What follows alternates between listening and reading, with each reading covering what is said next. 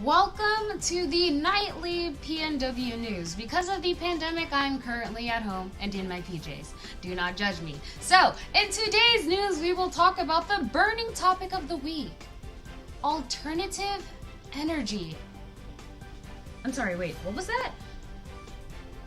What? No way.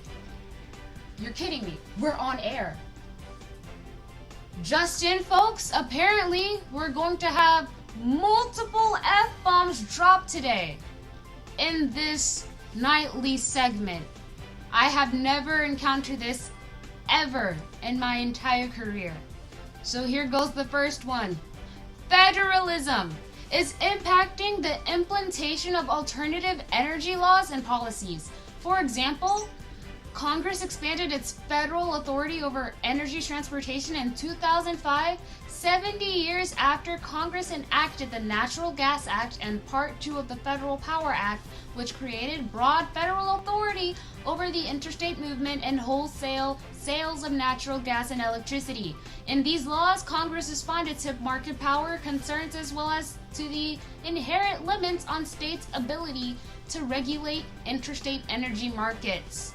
Some states attempted to block a proposed liquefied natural gas import terminal in the early 2000s. The Federal Energy Regulatory Commission, FERC, contended that it had sole approval authority and litigation ensued. Before the litigation could be resolved, however, Congress intervened and gave exclusive federal permitting authority for liquefied natural gas import and export terminals to FERC in the Energy Policy Act of 2005, which would affect the economy because the low cost of alternative energy takes away from the gas and oil market, which is a mega source of income for the government. Thus, many of these federalism disputes will be resolved in the courts using familiar legal tools provided by the Supremacy Clause of the U.S. Constitution. Next on today's segment, we have meteorologist Sam Allenpie talking about how alternative energy is affecting the Pacific Northwest currently and in the future. Sam? Hello. You can see that through the blue dots on this map that the hydroelectric power runs along the Columbia River and as well as down here in the Snake River. These are owned by the federal government, and most of these were built between 1800 and 1960s, accounting for the majority of the region's supply of energy. Currently, it even supplies more than 50% of the Northwest region's supply today.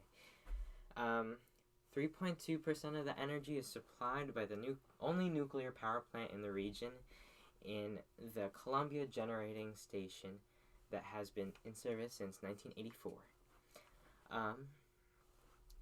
Now let's talk about the jobs within clean energy.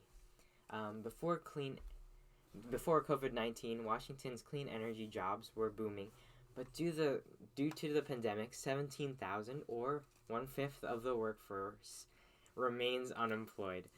A federal clean energy stimulus investment could help recover Washington's jobs and generate billions of dollars in economic activity provided within Washington.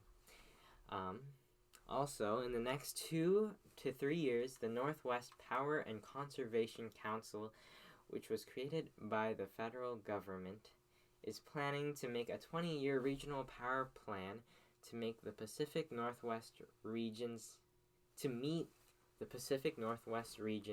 anticipated demand with low cost and reliable resources. This has been PNW News. Thank you for watching and good night.